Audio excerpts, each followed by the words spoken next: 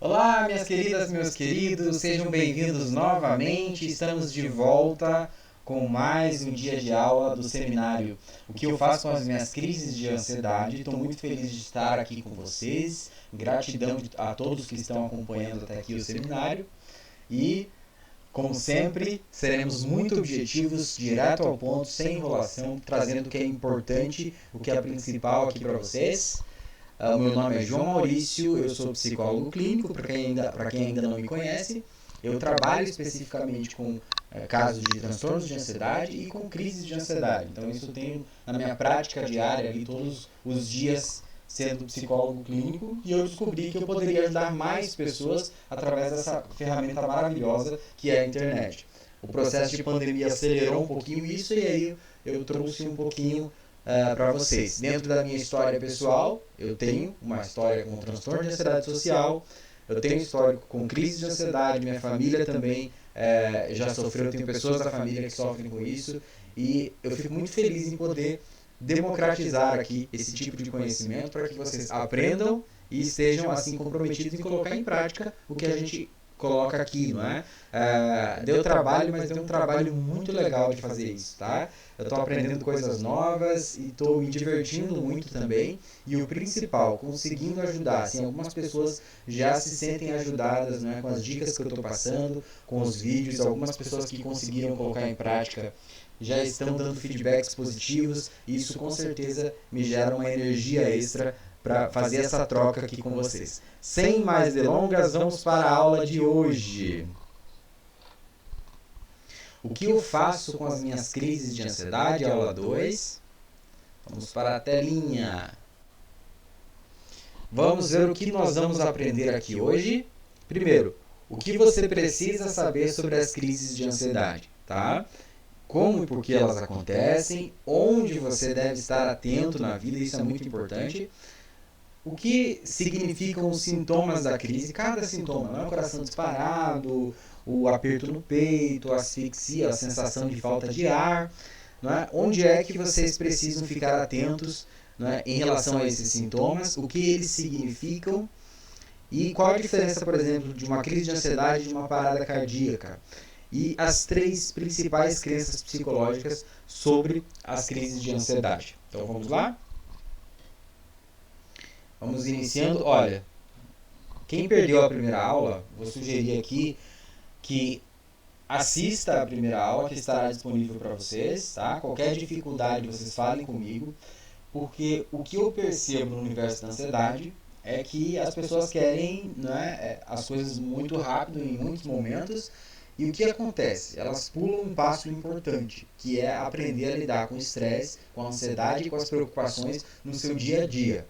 E aí o que acontece? Elas começam a lidar diretamente com as suas crises de ansiedade e as crises acabam voltando, porque o que é a raiz do problema sempre está ali ativo, não é? A dificuldade de lidar com as preocupações, onde a ansiedade não é o tipo de ansiedade que a pessoa tem, não é? Então as dificuldades que ela tem, que ela vai precisar trabalhar em cada dificuldade dessa. Por exemplo, se ela tem dificuldade de falar em público, ela vai precisar melhorar as suas habilidades em falar em público. É interessante descobrir isso, porque, por exemplo, a pessoa pode buscar um curso na internet para falar melhor em público, né, de oratória, um curso de postura, de segurança na fala, enfim. Isso é muito importante. Se ela souber onde está o seu problema, ela vai gastar muito menos tempo assim, e vai conseguir direcionar todos os seus esforços numa melhora psicológica. Se ela não souber, se ela não participar da primeira aula, provavelmente ficará muito difícil, porque ela vai tentar lidar com as crises de ansiedade e isso será um trabalho eterno, né? Porque as crises vão acabar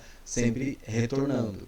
Obviamente que a aula de hoje não substitui o acompanhamento terapêutico, tá, gente? Isso é muito importante. Então, se você estiver em acompanhamento, leve essas informações para o seu psicólogo, veja o que faz sentido dentro do seu tratamento. Né? Essa aqui, tudo que a gente está passando aqui está totalmente alicerçado na literatura científica atual. Então, nos estudos científicos atuais, quem é estudante de psicologia, quem é psicólogo que está aqui e precisar de um apoio em relação a isso, eu estarei abrindo supervisão logo depois desse seminário, depois que a gente que der uma acalmada aí, a semana que vem, eu vou lançar a supervisão para psicólogos que querem trabalhar com transtorno de ansiedade e que não sabem o passo a passo, né? O que tem que fazer, o paciente está com uma crise de ansiedade, como é que eu faço ali para investigar as variáveis dos comportamentos que estão influenciando esse paciente, né? Como é que eu faço para ajudá-lo melhor? Aí eu vou abrir a supervisão. Se você tiver casos dessa forma, nós vamos trabalhar juntos e eu vou passar um pouquinho do que eu tenho aprendido até aqui, não é porque eu me direciono apenas para esses casos. Então vamos lá? Vocês aprenderão isso, mas lembrando da importância da primeira aula, da importância de aprender as coisas sobre a sua ansiedade em geral, tá? Bom, o que são as crises de ansiedade?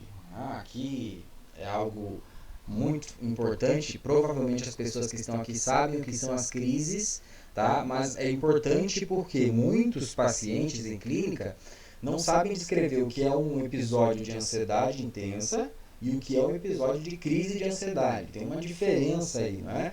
Um episódio de crise de ansiedade é um pico de ansiedade, né, que ele alcança o seu máximo, né, a sua intensidade máxima em até 10 minutos.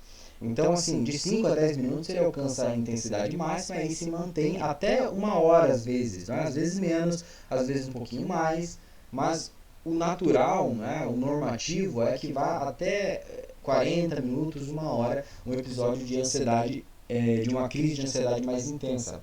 Qual é o relato dos pacientes que eu atendo? É que esse sentimento de angústia, o sentimento de cansaço, né? Nós podemos assim usar a metáfora, assim, é como se você estivesse corrido uma maratona, né? Porque o seu corpo ele está tão exaurido daquilo que aconteceu que pode te dar a sensação que a crise de ansiedade durou mais que isso. Mas aí você vai perceber como é que está a sua taquicardia, né? Principalmente a sensação de falta de ar, as dores musculares, elas estão tão intensas quanto durante o pico de ansiedade, para você saber se a crise passou. E aí virá o cansaço, né, de lidar com a crise, você vai desacelerar um pouquinho, mas é muito importante entender que a crise não está mais acontecendo, ela passou, o nosso corpo não tem energia o suficiente para gastar, né, com uma crise de ansiedade de mais de 2 horas, 3 horas, tá? Você pode ter algumas crises no período de 2, 3 horas, mas elas terão um tempo e elas vão passar. Então não tem como você manter uma energia corporal, porque toda vez que você tem uma crise de ansiedade, o seu corpo está gastando uma energia orgânica para uma situação de perigo, né? Nós já vamos falar sobre isso aqui, tá? Então, as crises de ansiedade, episódios intensos e agudos de ansiedade que alcançam o seu pico ali em 10 minutos, até 10 minutos, e duram até 1 hora normalmente. Um pouquinho mais, um pouquinho menos, depende da pessoa. Tem pessoas que têm crises muito rápidas, tá?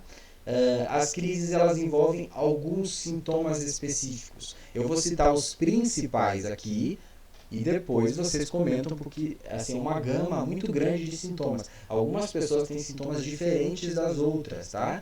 Mas um sintoma, por exemplo, o primeiro sintoma que é um relato de mais de 60% das pessoas que têm crise de ansiedade é a hiperventilação. O que é a hiperventilação, João? A hiperventilação é a sensação de falta de ar. Então a pessoa começa a puxar muito oxigênio do seu ambiente, né? Essa sensação aqui. O que acontece quando ela puxa muito oxigênio do seu ambiente? Ela tira, né, coloca para fora pouco dióxido de carbono. Isso pode gerar a sensação de tontura nela. Mas é muito importante porque é o primeiro sintoma de 60% das pessoas que têm crise de ansiedade, junto com o sintoma da taquicardia, tá? Que é o coração acelerado, que inclusive é um sinal de saúde, mas é mal interpretado durante uma crise de ansiedade como se algo de ruim estivesse acontecendo com o seu coração, né? E isso tudo devido à intensidade que é uma crise de ansiedade. É natural se imaginar que durante uma crise de ansiedade, devido à intensidade dos sintomas, a pessoa não tenha uma capacidade de raciocínio apurada. Então, os sintomas emocionais são tão fortes, o sistema límbico, né, que é ali o responsável por processar as nossas emoções, ele está ativamente naquele processo de gerar ansiedade E o nosso cérebro racional, que é um pouquinho mais moderno que o sistema límbico, né? O sistema límbico é mais antigo, biologicamente falando, ele é mais antigo, faz parte da história da nossa espécie, né? Então, ele, naturalmente, ele é mais forte que o sistema racional. Então, é natural que uma pessoa imagine que esteja morrendo, que esteja enlouquecendo, ou que até que vá perder o controle da crise, ou que não vá suportar naquele momento, né? É natural que a pessoa tenha esses tipos de pensamentos e acredite neles, porque a emoção é muito intensa. Então a emoção ali é a ansiedade que está direcionando essas distorções no pensamento dela. É lógico que se ela olhar de forma racional para a vida dela, ela verá que as crises aconteceram, depois foram embora. A prova disso é que você está aqui hoje conversando comigo e até hoje ninguém morreu por ter ansiedade. Mas lá no momento você provavelmente vai acreditar nisso. Então, essa intensidade, para quem não conhece, para quem está aqui tentando entender como prevenir ou até mesmo como ajudar seus pacientes a lidarem com crise de ansiedade, é importante entender que você não consegue ser totalmente racional nesse momento. E aí terão técnicas para que você consiga lidar melhor com os seus pensamentos, né? Isso é possível, mas assim, você não vai conseguir acreditar 100% que não tem nada acontecendo contigo. Você vai precisar forçar o seu cérebro inicialmente, puxar ele para o racional, e aos poucos ele vai se condicionando a entender que naquela situação você tem tendência a catastrofizar. Você tem tendência, aqui simplificando a palavra, tem tendência a imaginar o pior naquela situação. Tá? Então, isso é para vocês conhecerem a intensidade de uma crise de ansiedade. Tá? Então eu falava, o coração disparado e a sensação de hiperventilação, né? Uma sensação de asfixia em alguns momentos. E aí tem as dores musculares também, que acompanham muito o processo das crises de ansiedade, a tremedeira, a sensação de tontura, a sensação de desrealização. O que é isso, João? Desrealização. Desrealização é como se você estivesse fora do seu corpo. Algumas pessoas experimentam esse tipo de sensação. Tá? Então, isso é muito importante. Vou dar uma sugestão para quem está aqui assistindo, tá? Muitas das vezes falar desses sintomas pode ser ansiogênico para você, tá? Então, vamos fazer um exercício respiratório antes da gente continuar a falar sobre esses sintomas, tá? Eu queria que você parasse tudo que você está fazendo agora, porque é um exercício de foco, tá? Então, pare tudo que você está fazendo agora e respire junto comigo, seguindo as instruções aqui que eu vou passar, tá? Então, sente no local confortável ou deite na sua cama, tá? Coloque a sua mão no diafragma, tá? O diafragma fica abaixo do peito e acima do abdômen, tá? A caixa do estômago, não sei se tem essa expressão aqui na Bahia, né? Mas a caixa do estômago ali, em cima das costelas falsas, né? Nós temos as costelas, logo abaixo das costelas que nós podemos sentir, tem as costelas falsas. Você vai colocar a sua mão direita ou esquerda ali em cima e uma mão no peito, tá? Você vai respirar normalmente, mas você vai sentir a mão de baixo, que está no diafragma, subindo e descendo. Você não pode sentir a mão que está no peito subindo e descendo, porque o nosso peito é só passagem de ar. Ele não é estadia do ar, tá? Então, isso é muito importante. Então, vamos lá? Puxa pelo nariz. 1, 2, 3. Segura um pouquinho. Solta pela boca. Você percebeu que eu soltei pela boca de uma forma bem lenta? Não foi... Foi de uma forma bem lenta, tá? Por que isso, João? Porque você precisa equilibrar a entrada de ar que está acontecendo no seu corpo. Tá? Então, você vai puxar pelo nariz por 3 segundos e soltar pela boca por 6 ou mais segundos. O mais importante é que o tempo que você solta pela boca seja maior do que o tempo que você puxa o ar pelo nariz, tá? E o que precisa se movimentar é o seu diafragma, não o seu peito, tá? Então, faça esse exercício comigo. Vamos de novo, antes da gente iniciar aqui, tá? Puxa pelo nariz. 1, 2, 3. Segura. Solta pela boca. 1, 2, 3, 4, 5, 6. Puxa pelo nariz. 1, 2, 3. Segura. Solta pela boca. 1, 2, 3, 4, 5, 6. Esse é um exercício muito simples, prático e rápido, tá?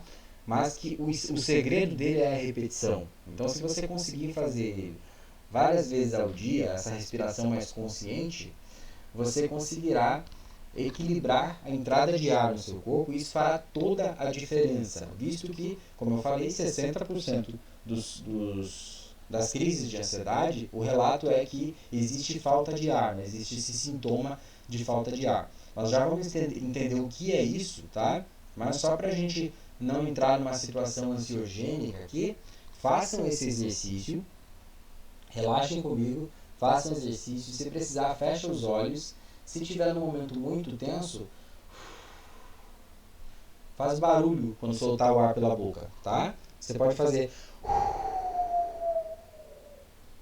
Isso ajuda você a focar melhor na sua respiração. É uma estratégia para que você não se distraia com seus pensamentos e foque estritamente ali na sua respiração, tá bem? Então, vamos iniciar agora entendendo os sintomas, entendendo que as crises de ansiedade, elas têm essa característica. Existe essa diferença entre ter uma ansiedade comum do dia a dia, ou até mesmo uma ansiedade negativa, como nós vimos na primeira aula, e uma crise de ansiedade. Uma crise de ansiedade é um episódio mais marcante, mais agudo e que tem esse tempo de duração. Então, isso é fundamental para você entender que você não consegue ficar em crise por um dia todo, tá? Isso é muito importante de se entender.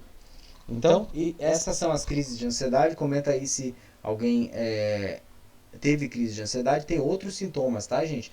Tem os mais diversos sintomas aqui que aparecem durante uma crise de ansiedade que precisam ser considerados, tá? Então, nós podemos ter sintomas do tipo o braço direito, apenas o braço direito começa a tremer, né? Arrepios no couro cabeludo, por exemplo, né? É um sintoma também muito frequente. Então tem esses sintomas frequentes que precisamos considerar, tá bem? Vamos para o próximo slide, para a gente ser bem objetivo aqui. Por que uma crise de ansiedade acontece, João? E o que esse slide tem a ver com crise de ansiedade? Eu vou contar uma história para vocês aqui, que vocês precisam entender essa história para entender o que é uma crise de ansiedade. Então fica comigo até o fim, tá? Porque é muito importante, se você tem intenção de trabalhar com suas crises de ansiedade, que você entenda o seu sistema de medo. Eu coloquei aqui propositalmente a imagem, né, de um animal selvagem, para que a gente imagine ali um ambiente mais selvagem, né? Imagina que você esteja de frente para esse tigre, né? Ou para essa tigresa, não sei, ainda não tenho essa habilidade de reconhecer, mas imagine que você esteja de frente para esse animal e que você esteja totalmente desprotegido, você está numa situação de perigo real. O que irá acontecer quando você olhar nos olhos desse animal e perceber que ele está vindo à sua direção? Digamos que você esteja a 800 metros dele e ele começa a vir à sua direção. Você tem um muro de uma casa do seu lado, tá? Conseguiram? Tentem imaginar a situação, tá? Quanto mais vocês entrarem na situação, mais fácil fica de imaginar o seu sistema de medo. Então, o animal está vindo à sua direção. Nesse momento, você automaticamente vai tentar se proteger de alguma forma. Você olha para o lado, tem uma casa com um muro relativamente alto, mas que você consegue pular ele. E se você pular esse muro, você estará totalmente segura, porque provavelmente o tigre não vai conseguir escalar o muro. A sua única opção nesse momento é pular esse muro. Tá? E aí você vai, se você não paralisar, tem algumas pessoas que paralisam, não é? Mas se você não paralisar, você vai correr em direção ao muro e se jogar sem pensar nas consequências. Será que eu vou quebrar o braço? Será que eu vou quebrar uma perna? Será que eu vou me machucar se eu fizer isso? Você percebe que seu sistema racional está totalmente off. Ele está desligado nesse momento. E aí o que acontece? O seu sistema do medo, ele foi ativado automaticamente. Você não tem escolha sobre esse sistema. Ele foi simplesmente ativado. Ele aconteceu do nada, mas aqui tem um perigo real acontecendo, né? Então, não foi você que falou, agora eu preciso sentir medo e o medo vai me mobilizar para que eu fuja desse tigre aí que está vindo na minha direção. Não teria como você ter chances de sobrevivência perante um tigre que corre muito mais que você, se você não tivesse o sistema do medo. Mas, João, o que é o sistema do medo? Bom, nesse momento, quando você verificou que esse tigre estava vindo à sua direção, o seu sentido, o olhar, né, os olhos, eles captaram uma ameaça. Quando eles captaram uma ameaça, esse estímulo, né, que é a ameaça, foi enviado para o seu sistema límbico. E ele ativou um sinal de alerta. Isso tudo não é você que comanda, é autônomo. Né? É sistema nervoso autônomo. Isso tudo acontece de forma automática. Né? E aí ele acionou um sistema de alerta, né, através da liberação de alguns hormônios, e mobilizou o seu corpo. A primeira coisa que acontecerá quando você perceber esse risco acontecendo é você começar a respirar de uma forma muito rápida. Por que isso, João? E o seu coração também vai acelerar. Os dois sintomas que eu falei da crise de ansiedade. Então, o seu coração começará a disparar e você começará a respirar de uma forma muito rápida e intensa. Basicamente, isso que acontece com muitas pessoas que têm crise de ansiedade. Já vou explicar lá na frente, tá? Então, você começou a fazer esse movimento, o oxigênio que entra pelo seu nariz ou pela sua boca de forma rápida e intensa, ele tem a intenção de alimentar todas as movimentações que você fará daqui para frente, tá? Que é o fugir desse tigre. Você não conseguiria estar no estado de repouso e ter força o suficiente para pular aquele muro. Você ia começar a pensar, será que eu vou me machucar? Ia começar a medir as consequências e não entraria nesse automático. Nesse momento de medo, você nem medirá as consequências, porque você está num sinal de alerta, num estado de alerta muito grande. Então, o oxigênio entrou, ele alimenta todo o seu sistema de medo, ele é mandado direto para o seu coração. Quando ele é mandado pelo coração, para o coração ele é transformado em energia, tá? E essa energia vai fazer com que o coração bombeie mais sangue, tá? Sangue é energia. Então, ele vai bombear mais sangue, aí você vai ter a sensação do coração disparado, tá? O coração bombeou mais sangue, esse sangue será direcionado para onde?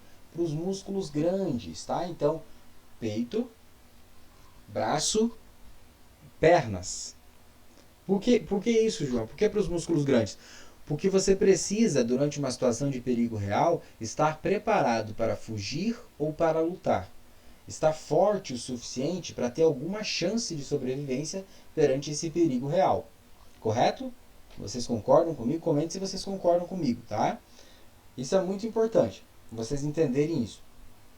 O que acontece? Os músculos grandes já estão abastecidos de sangue. Eles estão mais fortes, mais rígidos, né? A sua musculatura aqui em torno do pescoço e do peito está mais rígida. Os músculos mais fortes, estando mais rígidos, pode te dar a sensação de dor muscular. Se você não estiver fugindo de um perigo real, você terá dor muscular. Você não está usando essa energia que ele está ali te passando, né, através da distribuição do sangue. Com a dor muscular e com esse inchaço dos músculos, né, eles ficam mais fortes mesmo, você pode também experimentar uma outra sensação, que é a sensação de falta de ar. Daí você vai, porque a musculatura de asfixia, né? A sensação de asfixia, porque a musculatura em volta do pescoço e do peito e do abdômen estará mais rígida, tá?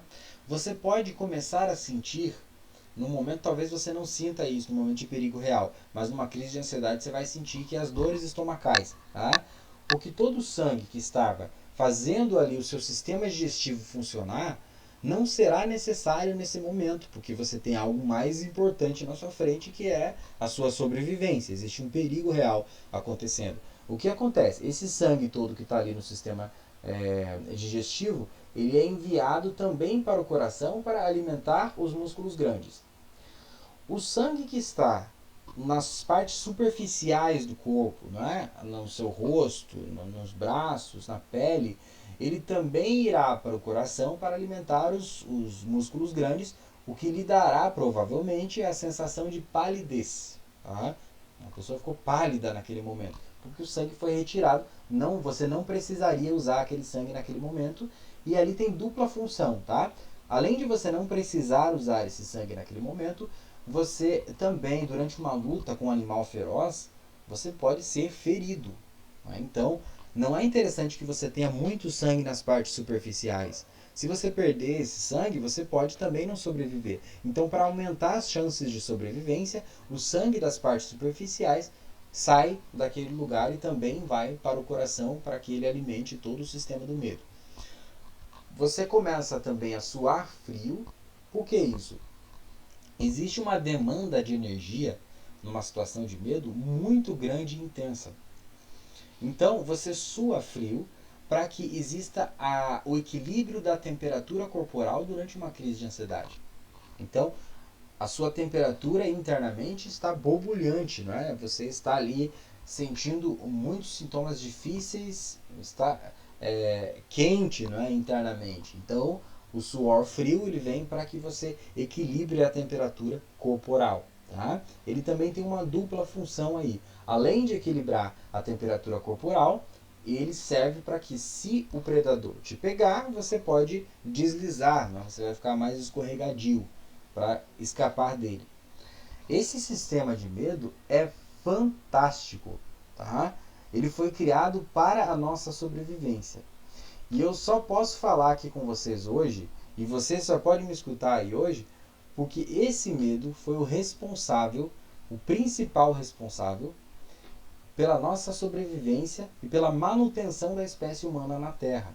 Eu falei na primeira aula que nós não conseguimos ser mais rápidos que os leopardos, nós não conseguimos ser mais ferozes que os leões, não conseguimos ser mais perigosos que as serpentes.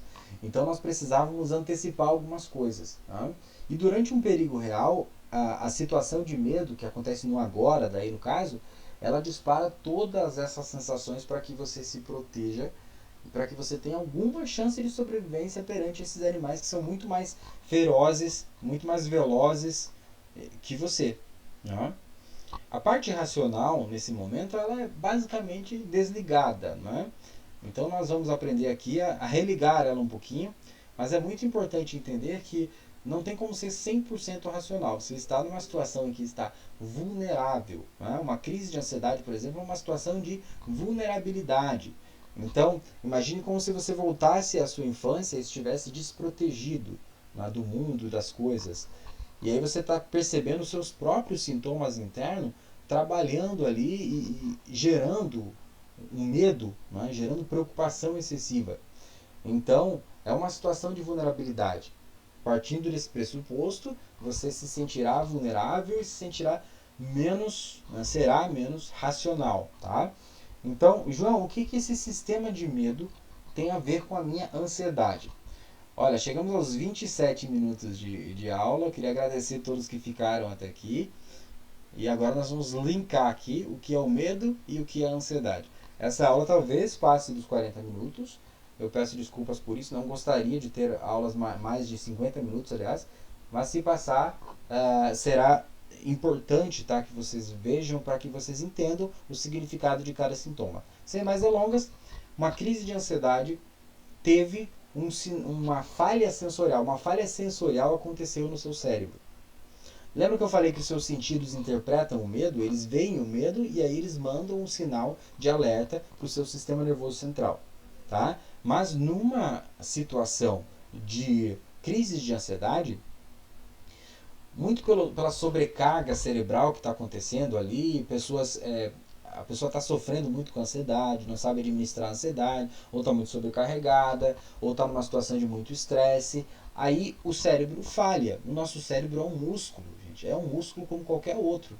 Se você for para a academia e não praticar exercício físico de forma irresponsável, em algum momento o seu músculo vai se lesionar. O cérebro é da mesma forma. Nós, principalmente nós brasileiros, nós precisamos entender muito isso, que saúde emocional importa. Nosso cérebro, a forma como nós direcionamos a nossa vida, importa demais. Sem saúde emocional não existe saúde.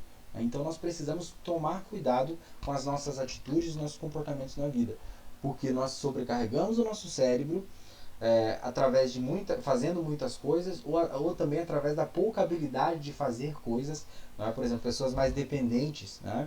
elas também podem ter crises de ansiedade quando elas precisam, né, fazer algo diferente na vida. Então, isso é muito importante. Mas assim, o básico que vocês precisam entender é que essa sobrecarga, ela vai gerar uma crise de ansiedade, tá? Ela vai gerar uma falha no seu cérebro por excesso, né? Você está usando ele excessivamente e provavelmente de uma forma equivocada. Então você precisa aprender a lidar com ele de uma forma melhor, né? E aí você vai colocar em prática lá os assuntos da primeira aula. Mas através dessa toda essa sobrecarga, você provavelmente, né, aliás, com certeza terá uma falha sensorial, né? O seu cérebro vai interpretar que existe um perigo acontecendo quando na verdade não existe nada acontecendo, tá? Então perceba, toda essa história que eu contei para vocês do sistema do medo, ela irá acontecer, né? O coração irá disparar e tal. Algumas pessoas terão menos sintomas porque né, o cérebro percebe que não é um perigo real acontecendo. Outras pessoas terão mais sintomas, né, quando essas pessoas tendem a acreditar que algo ruim está acontecendo. Enfim, e essa mudança de percepção é fundamental, né? A mudança de pensamentos é fundamental para direcionar uma crise de ansiedade de forma saudável. Mas o mais importante é que você está se sentindo vulnerável e existiu uma falha de interpretação sensorial que não está sob seu controle, tá? Isso é uma falha neurológica, então não está sob seu controle até então. Quando você recebe essa falha neurológica, o seu sistema de medo será ativado e você fica em estado de alerta, como se algo perigoso estivesse acontecendo. Aí o que acontece? Você olha em volta, não existe absolutamente nada acontecendo. Você está sentado na sua cama, assistindo TV, voltando para casa do trabalho, na hora de dormir, ou até mesmo durante o sono, não é? E isso é muito importante, tá? Porque durante o sono, nosso sistema anímico continua trabalhando. Nós temos emoções durante o sono, então nós sentimos raiva, nós sentimos prazer, nós sentimos tensão, nós sentimos ansiedade, medo, tudo isso nós sentimos durante o sono. Eu não sei se alguém já teve a experiência aqui de estar passando por uma situação muito tensa ao longo do sono e acordar sobressaltado, não é? Então as crises de ansiedade podem acontecer à noite, não é? Podem ser noturnas, porque o nosso sistema límbico continua funcionando, nosso inconsciente também continua funcionando à noite. Então, isso pode acontecer, mas também é uma falha de interpretação do cérebro, né? E aí o que acontece? Você olha em volta, não tem nada acontecendo, você está numa situação de repouso. A sensação que você tem também é que as crises aconteceram do nada. E aqui vai o primeiro exercício para vocês em relação às crises, tá? Separar se a crise aconteceu do nada ou se você consegue perceber o que influenciou no acontecimento daquela crise. Porque ela tanto pode acontecer do nada como ela pode ter um contexto, né? Eu briguei com alguém, eu tive uma discussão no meu trabalho, eu estou desempregado agora, eu estou passando pelo fim de um relacionamento, eu estou sobrecarregado demais, eu estou me cobrando muito, sendo injusto nas cobranças comigo mesmo, né? Essas situações todas estressantes, elas podem gerar crise de ansiedade. E aí você pode perceber aí se as crises, se você previa que isso ia acontecer. Tem pessoas que elas se cobram demais durante uma semana toda e elas pensam, poxa, essa semana vai ser difícil eu não ter crise de ansiedade porque eu não estou me respeitando, eu estou tendo muita autocobrança. E aí é importante identificar isso e lá atrás, nos exercícios da aula 1, voltar e identificar o seu tipo de ansiedade para que dentro desse tipo de ansiedade você perceba, uma crise de ansiedade aconteceu quando eu estava falando em público. Então ela é contextual, ela tem um contexto. Então eu preciso lidar com ela. E a outra crise de ansiedade é aquela que acontece do nada, como eu estava falando, no momento de repouso. Aí essa crise que acontece do nada, no momento de repouso, você vai olhar à sua volta e vai perceber que nada de ruim ou de perigoso está acontecendo com você naquele momento. Onde você vai olhar normalmente, porque eu tenho percebido em consultório, em clínica e na literatura das pesquisas atuais, não é? Você olha em volta, não tem nada acontecendo, onde está o problema? Nos seus sintomas, né? A pessoa começa a interpretar o coração disparado, ela começa a interpretar a falta de ar como perigosas para ela, tá? Então ela pensa assim, se meu coração está disparado, eu vou ter uma parada cardíaca. Se eu estou tendo falta de ar, então uma hora não vai ter ar para eu puxar aqui, eu vou precisar ir para a emergência. Né? Normalmente a pessoa age de encontro, a favor desse medo. As pessoas fazem exatamente o que elas fariam se elas estivessem numa situação de perigo real, né? Quer ligar para alguém importante para elas, quer ir para a emergência, né? Quer pensar que elas vão morrer. Tudo isso aconteceria se uma situação de perigo real estivesse de fato acontecendo. E quando existe essa postura por parte da pessoa que está tendo uma crise de ansiedade, muito provavelmente a crise irá se intensificar. Tá? Então é muito importante entender isso. Depois nós vamos comentar mais sobre isso para a gente não se estender muito nesse slide, porque é uma grande história aqui, né, gente? Só que assim, o que acontece? Quando a pessoa não sabe dessas informações, qual é o efeito, João, se a pessoa não souber que seu sistema do medo está disparado, né? Ela vai começar provavelmente a catastrofizar. Esses pensamentos, vou ter uma parada cardíaca, eu não vou suportar ou algo assim, eles começam a aparecer. Se você não tem essas informações, o seu cérebro vai imaginar o pior. Eu sempre uso esse exemplo em clínica. Se sair uma mancha no seu braço hoje e você não souber o que é, você vai se sentir muito preocupado. Você só vai se acalmar um pouco quando você for lá no dermatologista ou em outro especialista e perguntar para ele, não é, o que está acontecendo. Ele vai te explicar, olha, essa mancha vai sair em 2 dias. Isso aqui é um fungo, tal, alguma coisa assim. Em 2 dias ela vai sair do seu corpo e você vai estar bem. Inclusive isso está acontecendo com muitas outras pessoas. Então é algo normal. Perceba o seu nível de tranquilidade antes de saber nada sobre aquilo e o seu nível de tranquilidade quando você souber as informações sobre o que é aquela mancha. Entende? Essa é a relevância de ter informação. O seu cérebro só pode acessar essa informação se ele tiver ela. Se ele não tiver ela, ele vai pensar no pior. Lembre-se que o sistema do medo e a ansiedade, eles trabalham para a nossa sobrevivência. Então, é trabalho da nossa ansiedade exagerar. Imagine que você tem uma empresa e você contrata um chefe de segurança muito chato. Né? E ele está ali sempre muito inseguro em relação às coisas, mudando os protocolos, senhas, horários de acesso, etc. Né? Essa é a sua ansiedade. Tá? Ela sempre está muito preocupada com as coisas. Na verdade, a ansiedade, em resumo, a ansiedade quer te proteger. Tá? Então, e assim como o seu medo quer te proteger. E uma crise de ansiedade, como ela não sabe necessariamente que ela falhou, né, que ela interpretou mal um perigo que não está acontecendo, então ela vai acionar todo esse sistema por precaução para que você se proteja desse perigo, entre aspas, que está acontecendo, tá? É você que vai precisar contar para a sua ansiedade que não existe nada demais acontecendo. É você que vai precisar conversar com a sua ansiedade falando para ela que ela é uma reação biológica, que o coração disparado não é ruim, tá? É você que vai precisar conversar como se ela fosse uma criança e você está ali contando para ela. Você não precisa gostar da sua ansiedade para fazer isso, tá? Mas se você não fizer isso, se você alimentar esses pensamentos, eu vou morrer, eu não vou conseguir, etc., eu sei que é difícil, mas se você alimentar, ficará mais difícil ainda, tá? Então lembre-se dessas informações e lembre do principal aqui, tá? Só para a gente não se estender muito, estamos chegando aos 40 minutos já, né? Mas essa aula é muito importante mesmo. Lembre-se do principal aqui. A ansiedade e o medo são mecanismos de sobrevivência, tá? Então elas não podem te causar dano físico. Elas não vão te levar a óbito, você não vai morrer, você não vai enlouquecer por ter crise de ansiedade, tá? Isso é muito importante. Todas as literaturas científicas estão aliadas no mesmo sentido. Se você for para a emergência e estiver tendo uma crise de ansiedade, o cardiologista vai olhar para você e falar: tá tudo bem com o seu coração, tome um ansiolítico, relaxe, melhore sua rotina, tá? Se você for para um clínico geral e ele souber do assunto, ele vai falar: tá tudo bem com você, relaxe, a sua ansiedade vai passar, tá? Isso é muito importante. A ansiedade passa e nesse momento você vai ter tendência a imaginar o pior, tá? Então o que você pode fazer, o que eu tenho assim indicado para os pacientes normalmente: admita que você tem essa tendência, tá? Admita. Fale para você mesmo: eu vou ter tendência agora a imaginar o pior dessa situação. Apesar de eu ter essa tendência, eu sei que esses meus pensamentos estão equivocados. E eu sei que, por exemplo, a minha atividade é só uma excitação fisiológica. Ela não pode me causar mal. Tá? Então você vai dialogando com essa criança interna e explicando para ela que aquela situação não é o fim do mundo. Tá?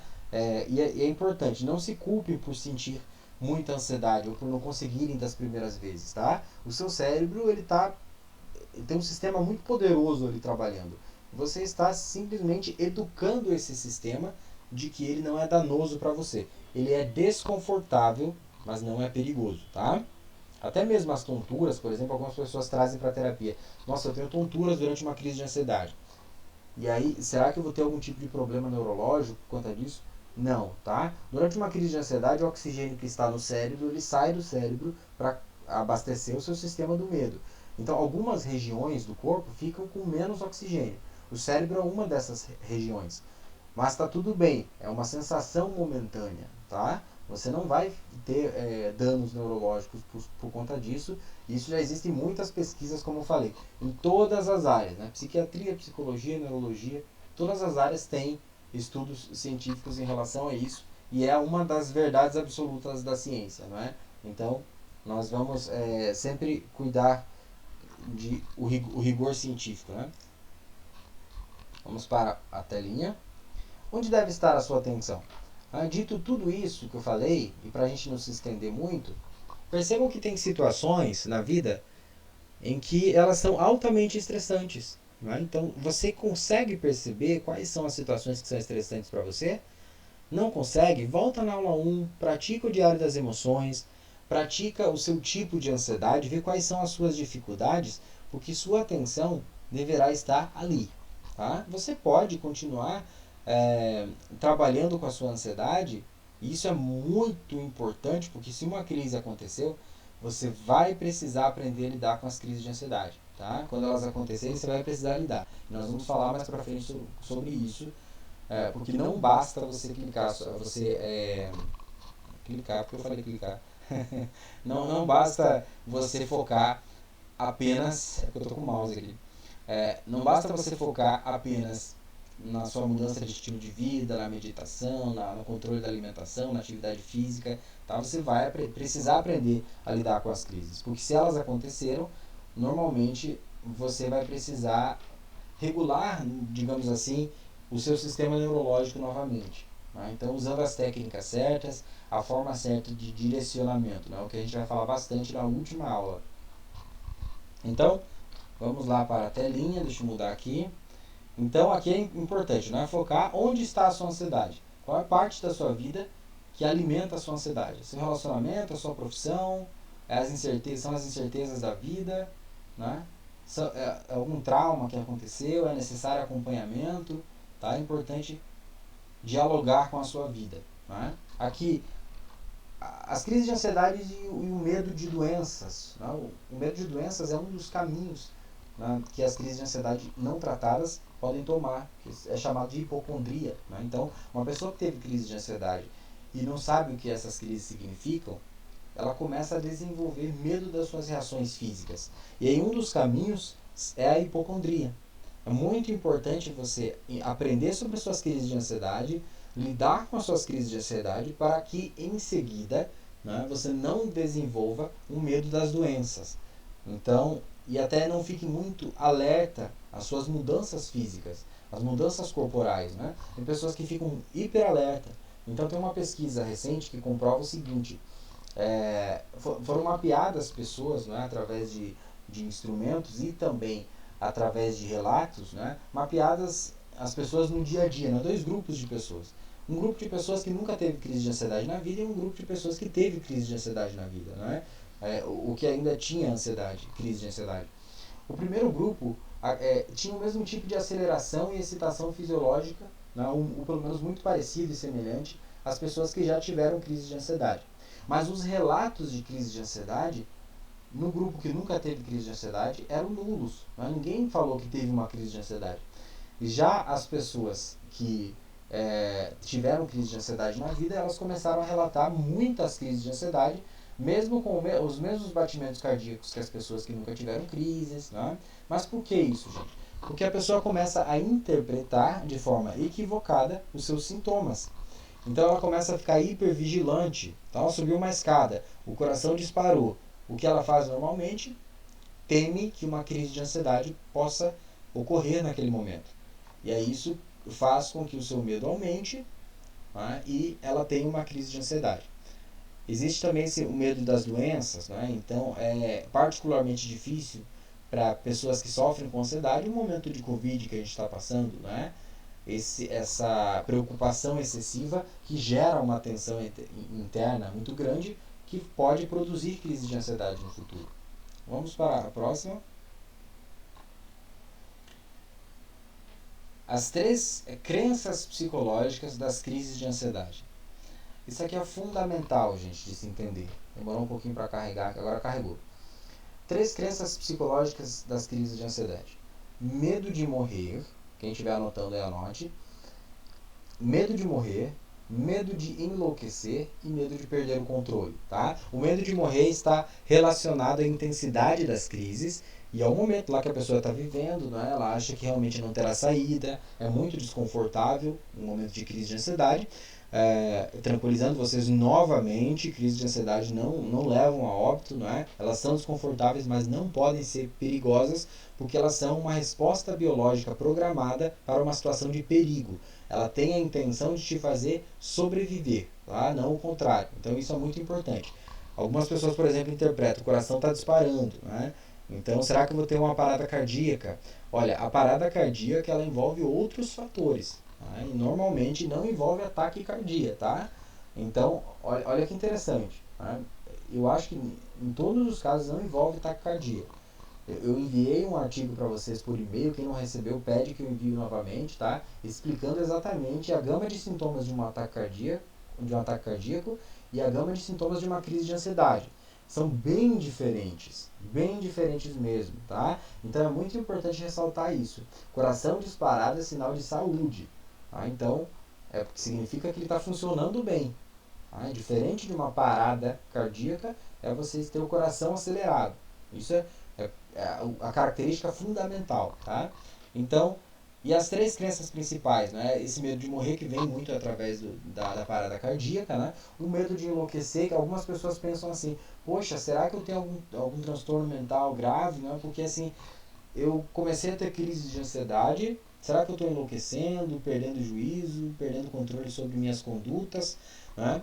Gente, eu vou dizer uma coisa muito rápida para vocês que define um diagnóstico mais sério, como por exemplo a esquizofrenia, né? Pessoas com esquizofrenia têm baixo sentimento de doença.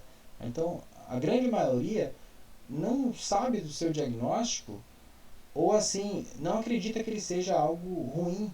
Então, elas acreditam nos próprios delírios, tem alguns tipos de esquizofrenia, mas esse sentimento de doença, ele normalmente é inexistente nos casos de esquizofrenia. Nos casos de crise de ansiedade existe o contrário, a preocupação com a doença. Então, se você se preocupa demais, se você está doente mentalmente de uma forma mais, assim como esses sintomas que eu falei de esquizofrenia, tá? Se você se preocupa, é porque provavelmente você não satisfaz o diagnóstico de esquizofrenia, tá? E a terceira que é perder o controle da situação. Algumas pessoas têm medo de perder o controle da situação, de estarem no local e passar vergonha, né? De as pessoas rirem, da pessoa ter que sair correndo do local, ou elas ficam tentando assim, adivinhar o que as outras pessoas estão pensando, né? Será que aquela pessoa está percebendo que eu estou tendo uma crise de ansiedade? Ela vai perceber se você contar para ela, tá? Ou se a crise for muito intensa. Mas se a crise for branda ou mediana, ela não vai perceber que você está tendo uma crise de ansiedade. Ela pode pensar que você está com dor de cabeça ou algo assim, mas uma crise de ansiedade ninguém sabe que é uma crise de ansiedade, a não ser que você seja especialista no assunto. E aí a boa notícia: se você for especialista no assunto e alguém tiver uma crise de ansiedade na sua frente, você vai ajudar essa pessoa, tá? Certa vez eu estava no metrô e era um domingo, o metrô estava muito vazio, eu estava levando o João Arthur, que é meu filho, para conhecer o metrô, e eu descia a estação de metrô, desci aqui na estação da... Me fugiu o nome agora, onde fica o Campo da Pólvora, acho que é Campo da Pólvora a estação. E ela é bem subterrânea, não é? Então, para algumas pessoas é uma sensação ruim estar ali. E tinha uma senhora tendo uma crise de ansiedade naquele momento, né? E aí eu tava com o João no colo, né?